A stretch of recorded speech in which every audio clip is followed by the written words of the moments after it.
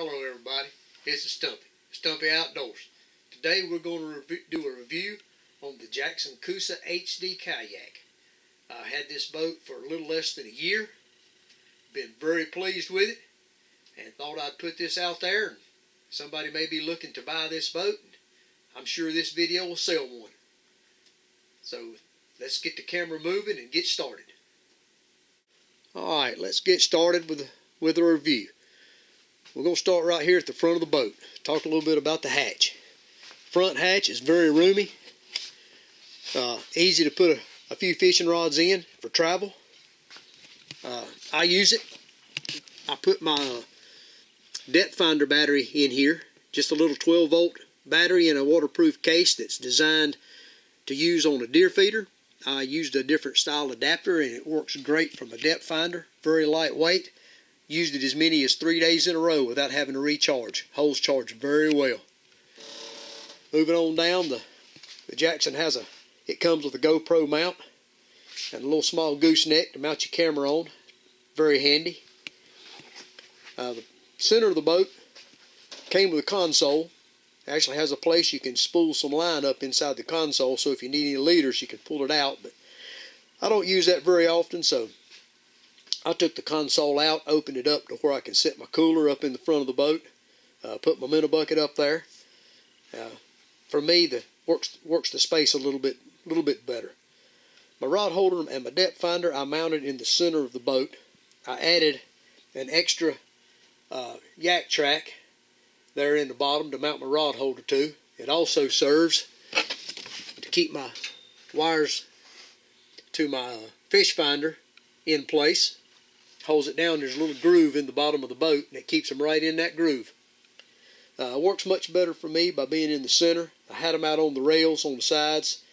I was always hitting them with my paddle or with my feet, so I just didn't like them out there too much, so that's why I moved them into the center of the boat. And on back, the Coosa chair. The seat in a Coosa is one of the most comfortable I've ever been in. It has a thermarest lumbar support that you can inflate or deflate depending on how much support you need. Very, very comfortable. Of course, you can adjust the back to lean back or be more upright, whichever suits your paddling style. I have added an anchor, place to tie my anchor off on both sides of the boat. I've also added a measuring tape.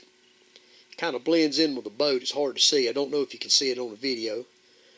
Also, the Coosa has very, very good storage. It has a place on each side to store a box, and there's also a place under the seat on each side to store an additional box. So you can store four of the Plano boxes very, very easily on this boat. Everything right at your fingertips.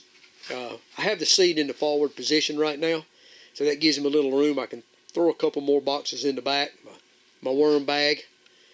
Mounted me a little cup holder back here.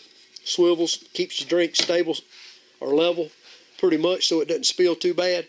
I tried it one time. It seems to work really well. Didn't have any of my coffee spill out in my boat while I was paddling the other morning. Move on around here towards the rear of the boat.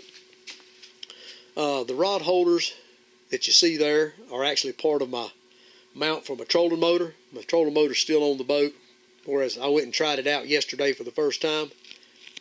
I talked about it in an earlier video about how I built the rod holder and all, so that's in an earlier video if you'd like to go back and look at it. In the back of the boat here, got another hatch. Plenty of room inside that hatch for quite a bit more gear. I put me a drag chain on this boat. It actually has molded slots that are designed for that reason. The drag chain works really well to slow you down just a little bit on the river. It'll keep your boat pointed forward. Don't spin around on you quite as bad. Helps you slow down enough to get more than one cast at those good looking holes you come by. Moving on up the side here. But one more small item that I added to this boat was an anchor trolley. Right here, I bought the style that has a little bit of elastic bungee cord. That way once my cord gets a little wet at the river, it doesn't stretch out and sag too bad. It comes up, it has a fairly handy little locking device that once you trolley to the front of the back, you can lock this little lever and it will It won't allow your string to move anymore. That way your anchor stays at the point you want it. I also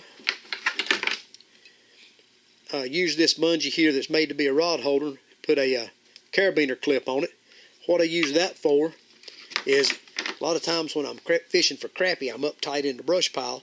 I'll take and loop that around a stick that's sticking out of the water and hook the carabiner back to it, and that holds me right up next to my brush pile. Now, as long as it's not too windy, it doesn't seem to bother the fish too bad to move that brush pile around just a little bit. I've caught quite a few fish that way. Well, that about does it for the Jackson Coosa HD. Again, I don't know there's anything bad I can say about this boat. Maybe the speed would be the only drawback. But if you're planning on using it on rivers and lakes, then the small amount of speed you give up is well worth the amount of stability that you gain.